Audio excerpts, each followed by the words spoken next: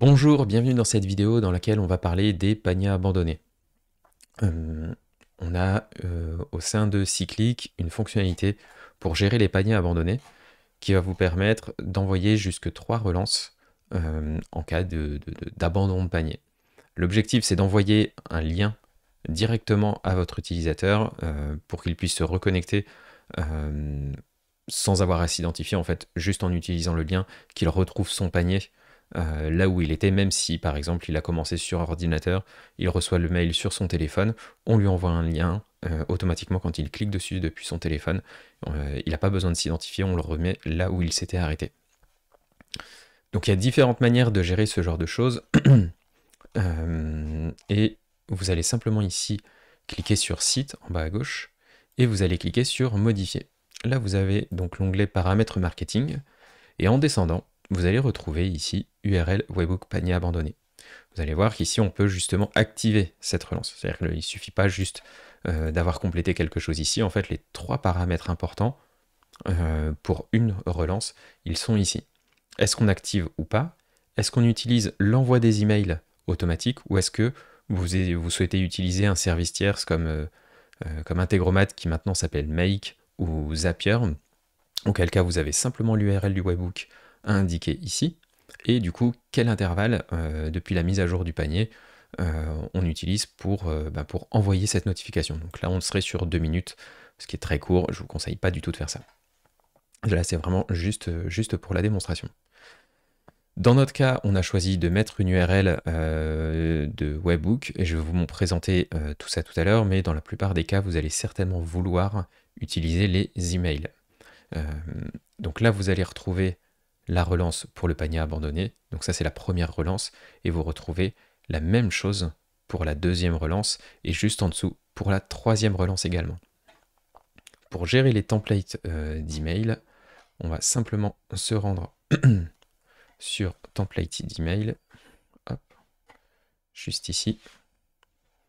Et vous allez voir qu'il y a 3 emails ici. Donc vous l'avez, c'est celui-là, le second follow-up, et vous avez le premier en follow-up. Alors ils sont tous identiques par défaut, moi je vous conseille de les personnaliser, et si vous le souhaitez, vous pouvez utiliser la version de base, celle qui est livrée par défaut, ou alors vous allez pouvoir choisir tout simplement de personnaliser avec la variable link, parce qu'il faut bien que la personne puisse cliquer finalement sur ce lien, et donc si on regarde un petit peu plus en détail, ici on voit que par défaut ce qui est inséré dans la destination du lien, c'est cette variable link. Donc quand la personne va cliquer sur ce lien, c'est un lien qui ressemble à ça, hein, je vous le mets juste ici, donc c'est un lien, voilà, un lien signé et qui est totalement unique et qui a une date d'expiration de 24 heures, pardon. Donc le lien est utilisable pendant 24 heures pour des raisons de sécurité. Et donc voilà, vous pouvez personnaliser le template d'email ici, ou alors utiliser le builder d'email qui est à votre disposition si vous préférez construire un mail plus un peu à la Mailchimp ou autre. Donc là, vous avez les 3 templates d'email qui vous sont proposés. Je vous conseille d'envoyer un message et un email différent, et vous allez retrouver l'autre qui s'appelle panier abandonné. Tac. Hop, voilà, qui se trouve juste ici. Il y a l'autre qui s'appelle panier abandonné également. Donc voilà, envoyez bien un message, adressez bien un message différent, parce que l'objectif c'est justement de rattraper finalement ce potentiel futur abonné à des moments de vie différents. Donc ça c'était pour la partie email. Maintenant on peut aussi, si vous souhaitez aller plus loin, vous pouvez vous dire, moi je ne souhaite pas utiliser les emails automatiques, j'ai envie de pouvoir faire ça, je ne sais pas, par exemple par SMS, j'ai envie de pouvoir faire ça en combinant d'autres services derrière, ou utiliser les automations qu'on peut avoir sur Klaviyo, sur n'importe quel autre service tierce, auquel cas vous allez utiliser les webhooks. Donc là, à partir de maintenant, on va parler un peu plus technique, c'est vraiment des fonctionnalités qui sont un peu plus avancées.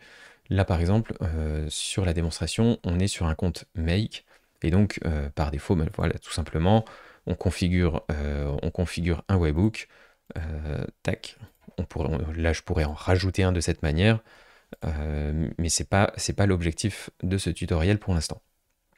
Donc là, on a créé le webhook, on a l'URL, on a appelé ce webhook panier abandonné, et on a déterminé la structure. Donc ça, c'est plus propre à l'utilisation de Make.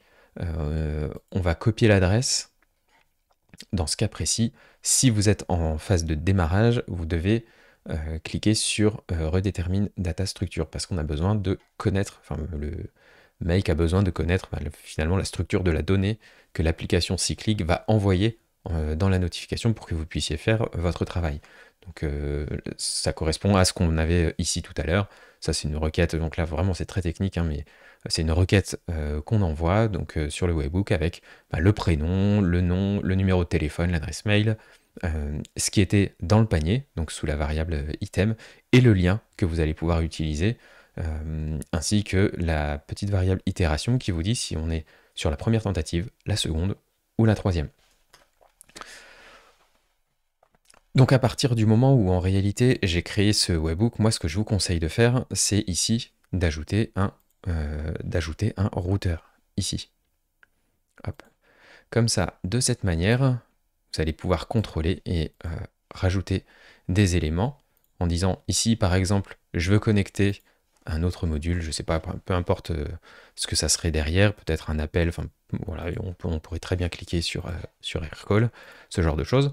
Vous pouvez faire une action pour la première itération et par exemple, vous pourriez dire setup a filter et là vous voulez dire panier abandonné 1 et si vous voulez être sûr que cette condition soit respectée, hop.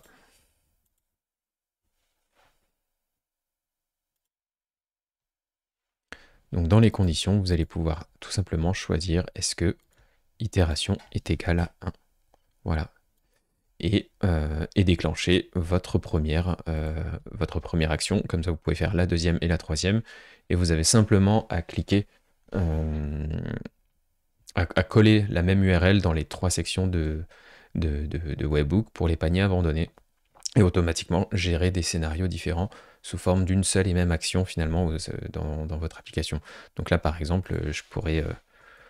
j'imagine qu'il y a Vonage pour faire du SMS par exemple, voilà, on pourrait très bien envoyer un SMS, bon alors forcément il faut ajouter le compte, etc. Mais voilà, vous avez la procédure si jamais vous souhaitez l'utiliser sur ce format-là, parce que de la même manière que vous avez les éléments dans le filtre, vous retrouverez les différentes informations, donc celles que je vous montrais tout à l'heure, et notamment par exemple la variable link qui va vous permettre d'envoyer cette notification par exemple par SMS.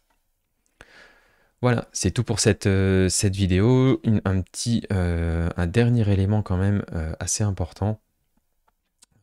Je me permets de retourner ici. Voilà, donc dans la section KPI sur la partie acquisition, vous allez voir le nombre de clics que vous avez eu sur ces paniers abandonnés sur la période voulue. Donc ça, c'est vraiment juste ceux qui ont cliqué sur le lien. Ça ne veut pas dire qu'ils ont transformé et qu'ils ont vraiment pris une commande. Par contre, vous avez juste en face le chiffre d'affaires qui a été généré par les conversions suite à l'utilisation des clics et donc sur les liens de paniers abandonnés. Comme ça, vous pouvez voir dans le temps combien finalement cette fonctionnalité vous a rapporté, combien ça vous a évité aussi de perdre en termes de chiffre d'affaires. Donc voilà, c'est tout pour cette vidéo. Je vous dis à très bientôt.